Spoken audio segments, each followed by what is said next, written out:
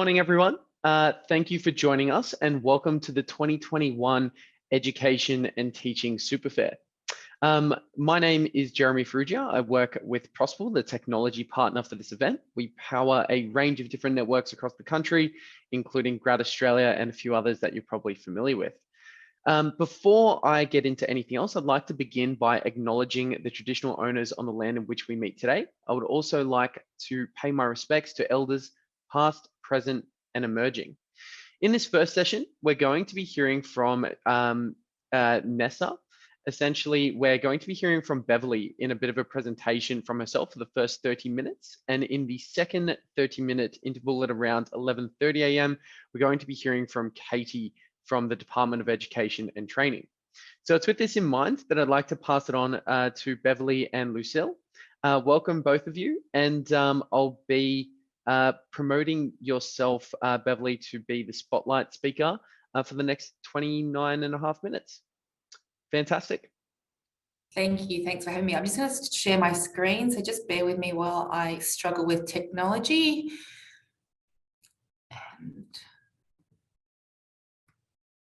And there we go. Okay, thanks for coming along. My name is Beverly DeGrand and I'm a policy officer here at NESA. Lucille is here to join us today. She's here to help out with any questions that you have in the chat as we go along. It's hard for me to see the chat, so she is there to help us. If it's any personal questions, please, we'll have our contact details at the end. We can chat to you one-on-one.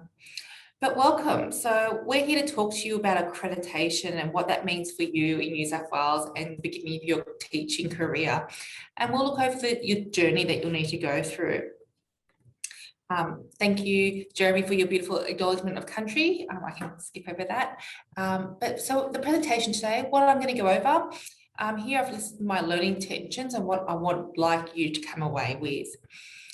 So firstly, I would like you to understand what accreditation is, why we have it, and what the standards are. I know you probably have already worked extensively with the standards in your degrees, but I just want to go over how we see them and how we would like you to acknowledge them in your practice as a teacher. Well, then I would like you to know how to describe how accreditation works in New South Wales and what the ins and outs are and how to get initial accreditation. Then I'm going to move on to discuss what to expect in your first years of teaching. And this actually includes your Proficient Teacher accreditation and that process there. I'm going to move on and we're not going to focus too much on this, is the maintenance of accreditation and beyond, what happens after you achieve that Proficient Teacher accreditation. And then I'm going to end with some really, really interesting admin stuff. Actually, some of it's most really important, but we'll get to that when we get to there. Okay, so accreditation and NESA. What is accreditation? Accreditation is like your driver's license to teach. Just like you need a license to drive on the road, you need accreditation to teach in a classroom in New South Wales or in any other state or territory as well. So why do we have this? You know, we have driver's license, we all can drive safely on the roads. Well, teacher accreditation isn't about driving safely, it's about improving student learning. At the centre of it, it's about student learning and creating impact on student learning. But it also does more than that. It celebrates quality teaching as well. The standards are public statements that say what a quality teacher is, and by having that out there, it celebrates a profession, saying this is what we can do, this is how great we are. It also safeguards the quality of the profession, so you know, we don't have those sort of chalk and talk teachers anymore. It safeguards the quality of the session that all our teachers meet a bare minimum standard. Accreditation also continually develops us as teachers. In the same way that we want our doctors and medical professionals to be always updated and abreast with the latest information, we want our teachers the same as well. And finally, accreditation builds a collaborative culture. Teaching is no longer about being the only teacher in a classroom doing your own thing. We're not working in these little silos anymore. We work collaboratively with each other. We program together. We may co-teach, teach, whatever name you want to call it, together as well. So really, accreditation does a whole range of things, and this is why we have it. So who is NESA? Okay, NESA is the New South Wales Education Standards Authority. We're not your employer, we're separate from that, and we do a whole range of things that's applicable to all schools in New South Wales. So we do things like school registration, which is making sure schools do what they should do. Curriculum standards, so that's all your curriculum documents that you'll be working with across your teaching career. And also assessment standards, that's all your NAPLAN and HSC that we look after as well. And then finally, we look at quality teaching, and that's your teacher accreditation section. So throughout your teaching career, you'll have to know us in many shapes, ways and forms, but today I'm going to talk to you only about the accreditation. Okay, so who's who? So NESA, like I said, is the accreditation authority, or we're the authority. We're not your employer. So we sit above everyone, regardless of who you work for in New South Wales. It can be quite confusing, especially now that all government agencies have the same Waratah logo. So Department of Education and NESA now have the same logo, but we are completely separate. The department, if you work for them, is an employer. They pay you and we don't. So just be mindful of that distinction, because there is a lot of confusion around there, including for me. I was confused when I first started too. Okay, so now I've just talked about why we have accreditation and who NESA is. I'm going to quickly jump into what the standards are and just highlight the standards for you. Here's a copy of the standards there. I'm sure you all have a copy. You can download it from our website, or you can go to the NESA shop and get a free one posted out to you as well. The Australian Professional Standards for Teachers define quality teaching practice. Like I said earlier, there's statements that explicitly describe the practice of a teacher across the 4 career stages. I'll talk about those career stages a little bit later on. Well, no, I'm not. I'm going to talk about them now. So the 4 career stages are the graduate level, where you guys are now. Then you have to move towards a proficient teacher level of accreditation. And that's kind of like from going from your L's to your full license. And then there's the higher levels of accreditation. And these are voluntary levels, but it's definitely something to aspire to. So you have the highly accomplished teacher accreditation, and you have lead teacher. And depending on what your work is in a school, you can apply for one or the other. It's not sequential. You don't do highly accomplished before lead. You can go straight to lead depending on what you do around the school. Okay, so there are 7 standards in total, and they're grouped across 3 domains, okay? And they look at all aspects of your teaching. The first domain is your professional knowledge, and this is about what you know. So know your students and know your content. The second domain is your practice. This is what you do, okay? And that's plan and for implement effective teaching and learning.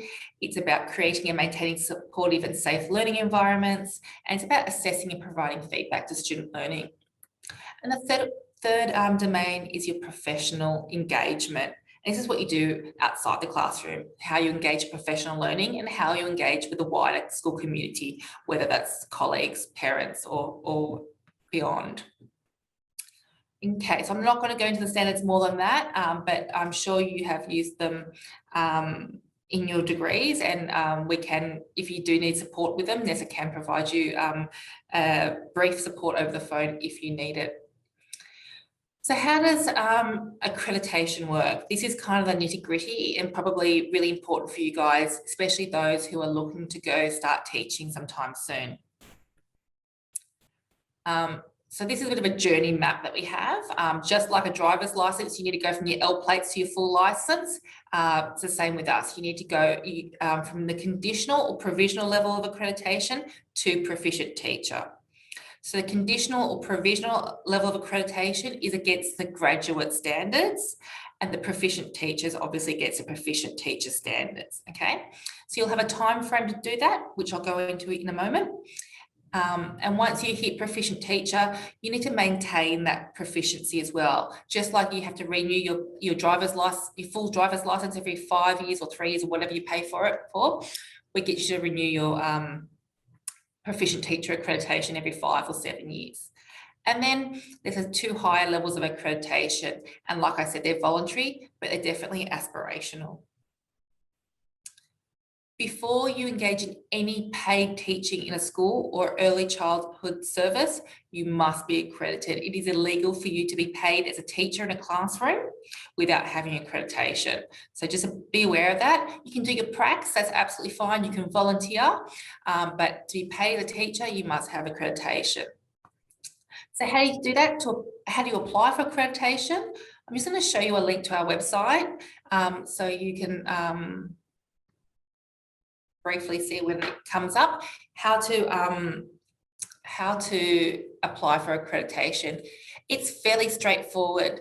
Okay, this is our public website. The fastest way to create an account is if you click on login, then Teacher Accreditation, and then ETAMS, Teacher Accreditation ETAMS. That will take you to a login page, and you just create a new account there. And then you fill in the form. It's very straightforward, start registration. But that's how you can find it if you need to. So when you do put an application in, you'll need to have some documents ready for you, ready to go. You'll need a paid Working with Children check number. This is just a number that you'll type into your account, and it's not the volunteer one. You'll also need 100 points of ID, which is certified by a JP. And then we'll also need certified copies of your university transcripts. If you're applying for conditional accreditation, those transcripts do not have to be certified, but if you're applying for provisional accreditation, they do need to be certified. And if you've studied any part of your degree overseas, so for example, if you've done a Bachelor of Science or a Bachelor of Arts overseas, you do get MTeach here, you may need to do an IELTS English language test as well. You can call us if you need more information about that. Okay, so when you apply for initial accreditation, you'll be either granted conditional accreditation. Now, conditional accreditation are for students who are in their final year of study. So this might be your fourth year of bachelor's, or the second, at least 75% of your master's completed. You can apply for conditional accreditation. This means that you can teach while you're still studying, and this is really good for when you finish your pracs and the school wants you to teach with them straight away. You can teach with them as soon as your pracs finish before you actually graduate. I'm not sure if we have any early childhood teachers in here. If we do, you cannot be employed as an early childhood teacher with conditional accreditation. You need to have completed and graduated from your degree before you can be employed as an early childhood teacher. So conditional is really for K-12 teachers. If you have finished your degree, if you've had your graduation ceremony and you have your final transcripts, you'll be granted provisional accreditation, okay? And we've seen that you complete everything. You complete your land tight, all components completed, pracs all done. That's when we'll give you provisional, and that's available for all teachers from early childhood to year 12 can apply for that. Depending on your level of accreditation, you'll get a different time frame to achieve Proficient Teacher. If you're conditionally accredited, we give you a little bit of extra time, a year extra, because we allow you to finish your qualification, to finish your degree, that extra time to finish your degree before you start teaching. So if any of you are lucky enough to get a permanent full-time job straight out of uni, you'll get a shorter time frame as well. We give you a shorter time frame because we expect the school to induct you and to provide you that support in your first years of teaching. So if you're a full-time teacher, you have provisional accreditation, you get 3 years, while conditionals get 4. Most of you will come in as a part-time or casual teacher. I would say probably about 99% of you. So you'll either get 5 years if you're provisional or 6 years if you're a conditional teacher. Okay, so don't worry about writing that down or anything like that. You can always check your time frame by logging into your NESA account. Your NESA online account is called ETAMS, which stands for Electronic Teacher Accreditation Management System, which you'll be able to see there on the dashboard to tell you your exact date when your 5 or 6 years is up. Okay, so I've got a quick little poll now, which I'm going to see if I have access to start? No, I don't. So Jeremy, if you could start the poll, please, for me. It's just a little true or false questions to see how we're going and see what I need to do. Actually check for learning to see if you're taking in what I've been talking about and to explain some things. Absolutely, Beverly. Would you like to pop the question up and I can put it into the poll?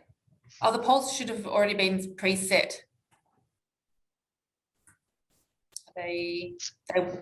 The questions should, I asked for the questions to be uploaded previously. No? Unfortunately, I can't see those absolutely in here. okay. Sorry about that. That's absolutely fine. I'll just talk through the questions. Maybe I'll just reiterate the points there. So my point here, the first one is you need to be accredited before applying for paid employment as a teacher in New South Wales. That is true, okay? Just to reiterate, that's an important thing for you guys to understand. Provisional accreditation is for teachers who have graduated. That is true. Conditional accreditation is for teachers who have not graduated yet. So they're still enrolled in the study. You may have completed all your units, but you haven't had your graduation ceremony yet. That's conditional teachers. But provisional teachers have graduated and received that final testament, that award page, as well as the final transcripts. Teachers with conditional accreditation working casually have a 5-year time frame. That's false. They have a 6-year time frame.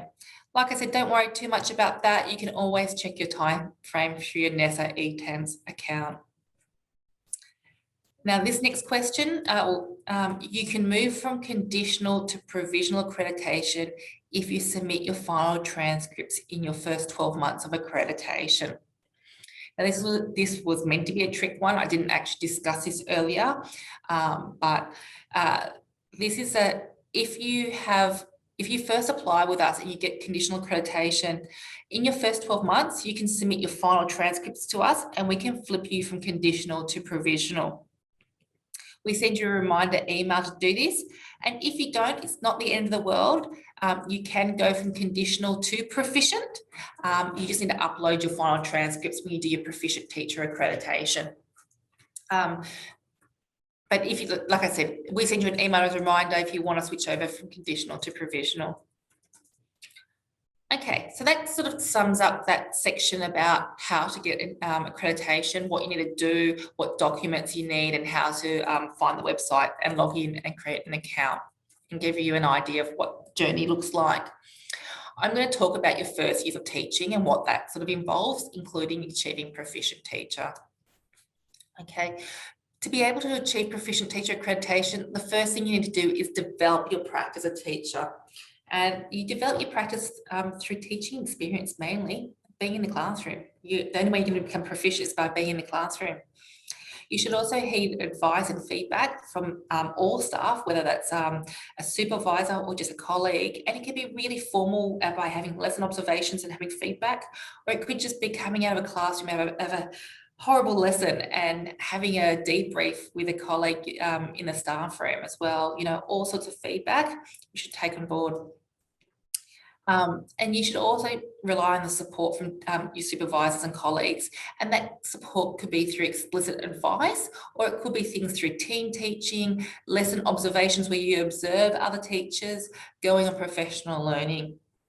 Okay, so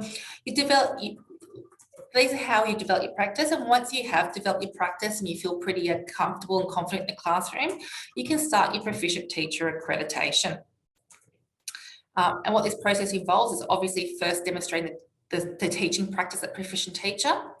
Then you need to upload into your NESA ETSF account evidence of your practice. Evidence could be lesson plans, samples of students' work, a whole range of programming, a whole range of different things you can include. And that evidence is annotated against the Proficient Teacher Standards. You'll also have one formal observation that you'll need to upload by your supervisor. You might have many observations throughout your time, but one formal one is uploaded.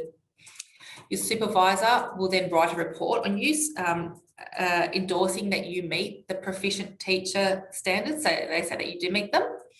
And that gets sent to your Teacher Accreditation Authority, who is in most cases, but not all cases, the principal in your school, and that person makes a decision on your accreditation.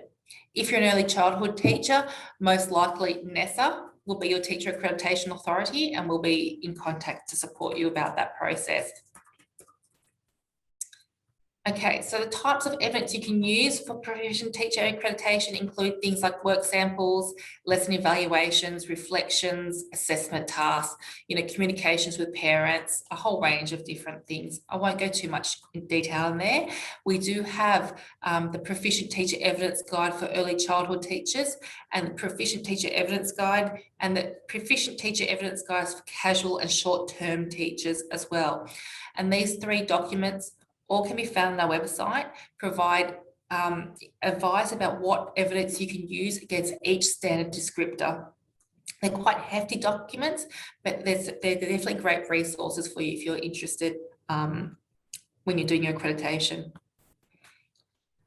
The whole process for Proficient Teacher Accreditation is done online through your ETAMS account. You upload your documents there, you write your annotations in there, your supervisor writes their report in there, and it's all approved in there. So once your Teacher Accreditation Authority clicks the approve button, everything aligns, or the stars align, and your account is instantly updated to Proficient Teacher Accreditation, and you'll receive an email. Okay, so that's the Proficient Teacher Accreditation process and what happens there. I'm now going to briefly move on to maintenance and beyond. So accreditation is an ongoing process. It doesn't stop once you hit Proficient Teacher. We get our teachers to engage in 100 hours of professional learning over a 5-year period if you're full-time, or a 7-year period if you're part-time or casual. And that professional learning is logged into your NESA ETAMS account. Experienced teachers can consider applying for the highly accomplished or lead teacher accreditation.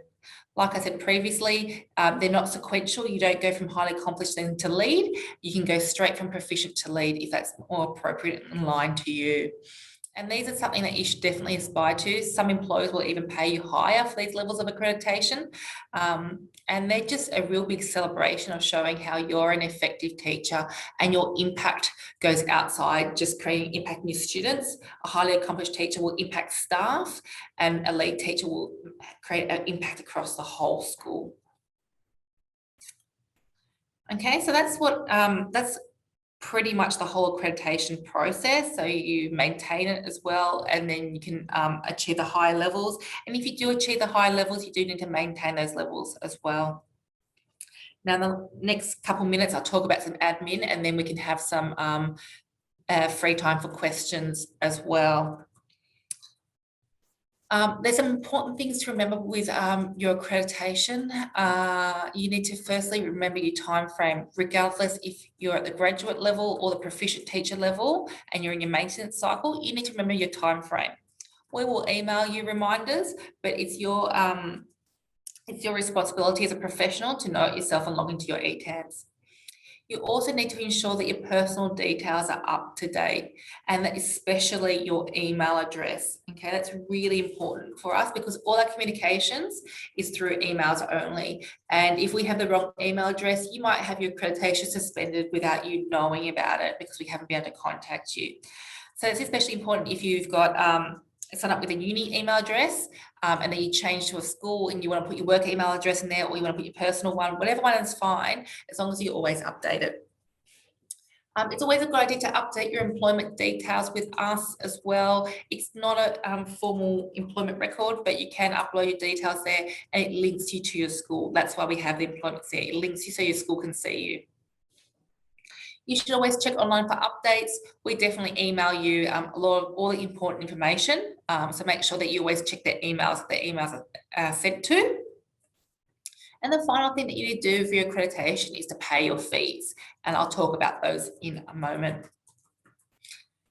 If you take a break from teaching for any reason, you know, you might be sick, go overseas, well, no one's going overseas, but you might go interstate maybe, you have babies, or you're working as a bodybuilder, whatever the reason is, we don't mind, just let us know. You don't need to talk to us face to face. You can just log into your ETAMS account, pop in some dates, and let us know you're taking a break. Why this is really important, why I stress this really hardly, is that we will not charge you fees if you take a leave for long enough, and we pause your timeframes. Okay, we have so many teachers have their accreditation suspended for non-payment of fees or not meeting their timeframes because they just didn't tell us that they're taking a break. So just keep in mind that if you might have to tell your employer taking a break, but you also need to tell us that you're taking a break as well. If you travel across anywhere in Australia or across the Tasman, you can take your accreditation with you. So you're not having to achieve Proficient Teacher in all jurisdictions that you move to. So if you do, say, get Proficient Teacher in Western Australia and you move back to New South Wales, let us know and we'll transfer that for you. Okay, we have an annual fee of $100. It is an annual fee, it's not pro rata, so it's not if you work 3 months, you pay a third of that, $33. It's not that, you pay $100 a year if you meet the criteria.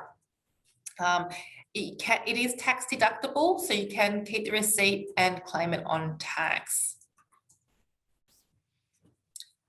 Okay, so that just kind of covers all the admin stuff and draws us to the sort of end of our presentation. I'll just quickly go over the things that I've talked about, and then I'll open up for some Q&A.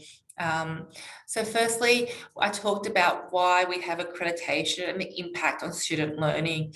And then I briefly looked at what the Australian Professional Standards for Teachers looked at and how they're grouped. I then next described how accreditation worked, how you need to achieve Proficient Teacher, and then how you have to maintain. And I gave you, I showed you how to apply for accreditation and the different types of initial accreditation that you may receive. I next talked about your first years of teaching and how to achieve Proficient Teacher and what's involved there. I moved on to the maintenance for accreditation and talked about how you need to complete professional learning, and briefly touched on the higher levels. And then I ended with the admin, where I talked mainly about a leave of absence, keeping your email up to date, and paying your fees. So if anyone has any questions, please welcome you to come off mute and ask up, or you can continue to ask in the chat or Q&A function. I would also appreciate if you could take out your phones and complete this short feedback survey for me, to give me feedback on how I did today, or how both Lucille and I did today with responding to your questions. That just helps us improve for next time.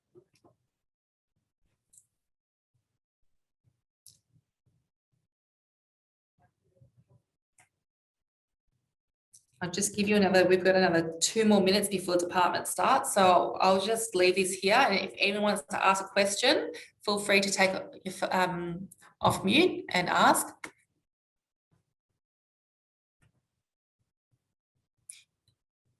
I'll ask this live. So there's a great question there about whether accreditations are the same in Queensland. It's slightly different. You'll have to contact the Queensland College of Teachers to find out the exact process. They have a process where you go from graduate to Proficient Teacher, but they may not have report and evidence the same way as we do. So you need to check with the QCT to find out exactly what they need. I had a question before, Beverly, about whether or not you can get conditional accreditation if you're studying interstate, for example, in Queensland. Yes. If you could clarify. Yes, definitely. If you're studying in Queensland and you want to teach across the border, yes, the same rules apply. Your qualification is exactly the same in Queensland as in New South Wales. So as long as you've completed 75% of your qualification of your degree, then you can apply for conditional accreditation in New South Wales, definitely.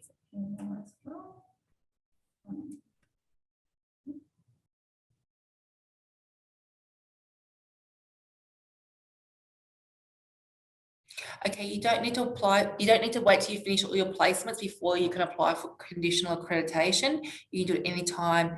My only advice is that don't apply for conditional accreditation until you're ready to start teaching. There's no point starting your time frame. Your clock will start ticking from the point that you apply to us. So until you start ready to start paid teaching, don't apply. Okay, there's a question about TAFE and Navitas. I'm not sure what Navitas is. You don't need New South Wales Teacher Accreditation to work in that sector, only for early childhood teachers all the way up to year 12. In terms of applying for a job, we would advise to first get accreditation, because any job will be looking for a teacher to be accredited before they offer a job. So I would suggest make the first thing that you do, applying for accreditation. But you could be having concurrent conversations. However, that would be fine. You just won't be able to actually begin paid work until you're accredited. I think we have just one last quick question here about accreditation. How long does the process take? There's two responses here. So the first one would be to apply for initial accreditation. We're quite quick. I think we have a 21-day turnaround time, but usually you're going to get a response within the first week. In terms of Proficient Teacher Accreditation, how long does that take? That's an individual process. We recommend teachers teach 160 to 180 days before you begin the process, but each teacher is different. The average sort of time frame is that teachers in their second or third year start the Proficient Teacher process. Okay, so we're going to stay on for the chat for a couple more minutes for any more questions coming through, but I am aware of time, so I'm going to move on back to Jeremy to continue. Fantastic. Thank you so much for that, Beverly. That was really insightful.